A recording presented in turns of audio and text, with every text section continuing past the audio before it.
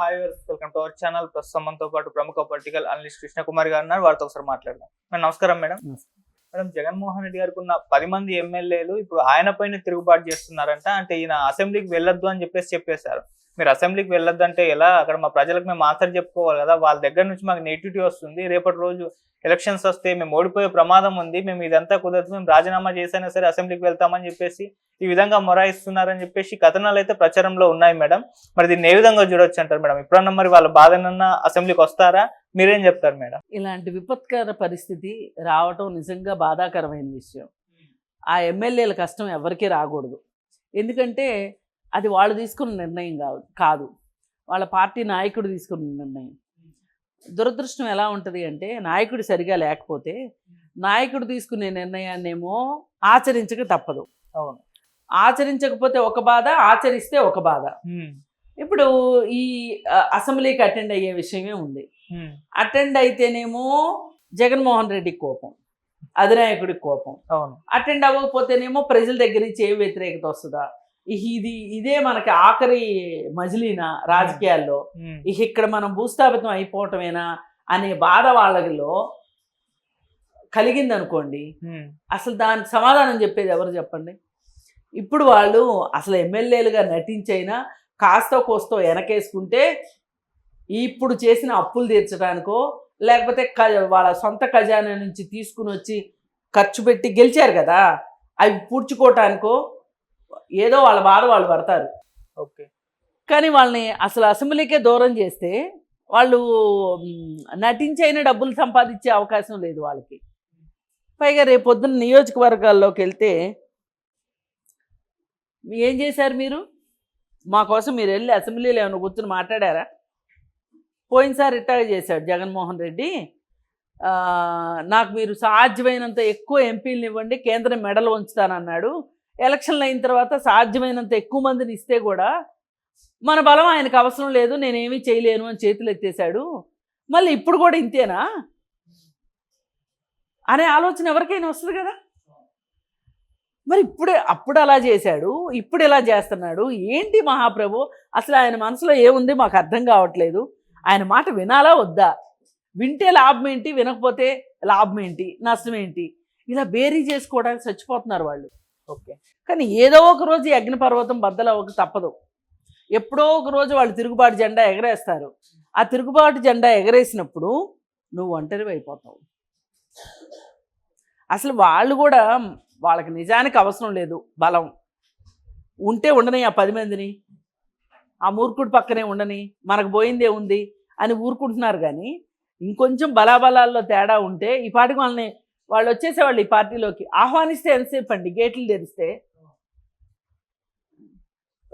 తెలుగుదేశంలోకి రాకపోయినా కనీసం జనసేనలోకి వెళ్ళడానికి 3 మంది రెడీగా ఉన్నారు.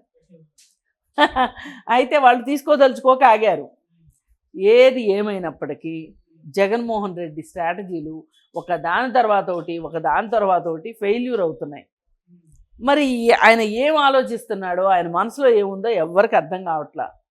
పోనీ తను సొంతగా ఆలోచించుకోలేనప్పుడు తనకి చాలామంది రాజకీయ గురువులు ఉన్నారు. ఉండవల్లి అరుణ్ కుమార్ ఉన్నాడు, అలాగే ఇంకా చాలామంది రాజకీయ నాయకులు, వృద్ధ నాయకులు ఉన్నారు. వాళ్ళతోటి నువ్వు బేసిజాలన్నీ పక్కన పెట్టి, నేను ఒకసారి ఎమ్మెల్యేని, నాకు 16 చోట్ల మహల్స్ ఉన్నాయి, లేకపోతే ఇన్ని కోట్ల ఆస్తుంది, నేను క్విట్ ప్రోకో చేసి అందరినీ గజగజాడించాను, ఉచ్చబోయించాను, ఈ కబుర్లన్నీ చెప్పకుండా స్ట్రైట్గా ఫెయిర్గా ఇప్పుడు పరిస్థితి ఇలా ఉంది, ఏం చేద్దాం అబ్బాయి, ఏం చేద్దాం బాబాయ్ అని అడిగితే చాలా పరిష్కారాలు చెప్తారు. ఎందుకంటే వాళ్ళ పార్టీలో కూడా కాంగ్రెస్లో ఉన్న ఉద్దండులే కదా అటు వెళ్ళారు. వాళ్ళు ఏదో ఒక సహాయం చెప్పకపోరు కదా, చెప్తారు కదా.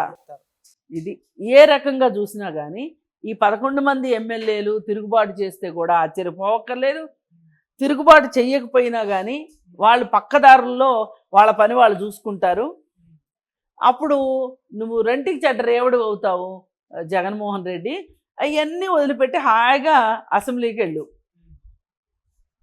వెళ్ళావంటే ఏ పేచీ ఉండదు. వాళ్ళు నీకు హామీ కూడా ఇస్తున్నారు కదా, నిన్నేమి అనం బాబు, రామ్మ అని. స్కూల్ టీచర్ ఇట్లాగే బతిమలాడుతుంది చిన్నప్పుడు పిల్లల్ని, రండి రండి రండి అని అట్లా ఉంది జగన్మోహన్ రెడ్డి ఇది. ఏదైనా చేజారిపోతున్నంతసేపు మనకు అర్థం కాలేదనుకోండి, మొత్తం చేజారిపోయాక ఇంకేముంటుంది, అదే పరిస్థితిలో ఉన్నాడు అనిపిస్తుంది జగన్మోహన్ రెడ్డి. ఓకే. ఇప్పుడు కానీ ఇలాగే కంటిన్యూ అయ్యి అసెంబ్లీకి వెళ్ళకపోతే అనర్హత వేటు వేసే అవకాశం కూడా కనిపిస్తుంది. వేస్తారు. అలా అటు ఆ దిశగా వెళ్ళే ప్రయత్నం మేము చేస్తారు. ఖచ్చితంగా అనర్హత వేటుకు గురి చేస్తారు. ఇప్పుడు ఆయనకు కావాల్సింది అదే, ఏదో ఒక సింపతి కావాలి. ఓకే. ఇప్పుడు ఈయన అసెంబ్లీకి వెళ్ళారనుకోండి, ఈయన ఏం భయపడుతున్నాడు, పోయినసారి తన అసెంబ్లీలో ఏం మాట్లాడాడు, మేము 151 మంది ఉన్నాము, మేమందరం కనుక దాడి చేస్తే అసలు మీరు ఈ అసెంబ్లీలోంచి బయటికి వెళ్ళలేరు తెలుసా అన్నాడు. ఇప్పుడు వాళ్ళు 164 మంది ఉన్నారు. ఓకే. వాళ్ళందరూ గట్టిగా ఉఫ్ అని ఊస్తే మొత్తం అందరూ బయటకు వచ్చి పడతారు. అలాంటిది ఏదో జరుగుద్దనే ఆయన అసెంబ్లీకి వెళ్ళట్లేదు. ఓకే. ఇప్పుడు అనర్హత వేటేశారనుకోండి, వెళ్ళట్లేదు అని, మళ్ళీ ఇదొక సింపతి డ్రామా. అందుకని లోపలికి వెళ్ళి తను రక్షించుకుందాం అనుకుంటున్నాడు. బయట ఉండి వాళ్ళు ఏమైనా యాక్షన్ తీసుకుంటే దాన్ని బట్టి రాజకీయ వ్యూహం రచించాలనుకుంటున్నాడు. ఏదైనా వ్యూహం ప్రతి వ్యూహాల మీద ఆధారపడి ఉంది మొత్తం. ఇక్కడ ప్రజలు ఎక్కడా లేరు ఈ మొత్తంలో. మీరు గమనిస్తే ఇప్పుడు మనం దాని నుంచి మాట్లాడుకుంటున్నాం, ప్రజలు ఉన్నారు ఎక్కడన్నా? అసలు కావాల్సింది ప్రజలు కదా, ప్రజల గురించి కదా అసెంబ్లీలో మాట్లాడుకోవాల్సింది. ఏమీ లేకుండా చేసేస్తున్నారు వీళ్ళు. వీళ్ళ రాజకీయాలతోటి వీళ్ళు ఒక రకమైన రెగ్యులర్గా సాగే రాజకీయ ప్రక్రియని వీళ్ళు సజావుగా నడవనివ్వట్లేదు. ఓకే. రాజకీయ ప్రక్రియ ఏంటి, ఎమ్మెల్యేలు వస్తారు, సభకు వస్తారు, వాళ్ళ ఏరియాలో అధికార సభ్యులు కూడా మాట్లాడవచ్చు, మాట్లాడి సమాధానాలు రాబట్టుకోవచ్చు. రేపు మళ్ళీ ప్రజల దగ్గరికి వెళ్ళి ఇదిగో మేము అడిగితే ఈ విధమైన సమాధానం వచ్చింది, ఈ విధమైన పరిస్థితులు రాబోతున్నాయి, మనకేం భయం లేదు, మీకోసం మేము ఉన్నాము, మీరే కదా మమ్మల్ని గెలిపించింది అని మాట్లాడుకుంటారు ఎమ్మెల్యేలు. అలాంటి పరిస్థితి లేకోకుండా వాళ్ళని పాపం తాడేపల్లి ప్యాలెస్లో బందుల దొడ్లో పశువుల్లాగా పెట్టేసి కూర్చున్నాడు. ఇది ఏదైనా కానీ ఇది కరెక్ట్ వ్యూహం కాదు అని నేను బలంగా నమ్ముతున్నాను. పైగా ఇది ప్రజాస్వామ్యంలో ఇట్లాంటివి చేయకూడదు. ప్రజాస్వామ్యయుతంగా మీరు గెలిచి వచ్చిన తర్వాత ఒక్క ఓటర్కైనా మిమ్మల్ని అడిగే హక్కు ఉంటుంది. అందుకని కొంచెం రాజకీయాలను అర్థం చేసుకోవడానికి ప్రయత్నించండి. రాజకీయ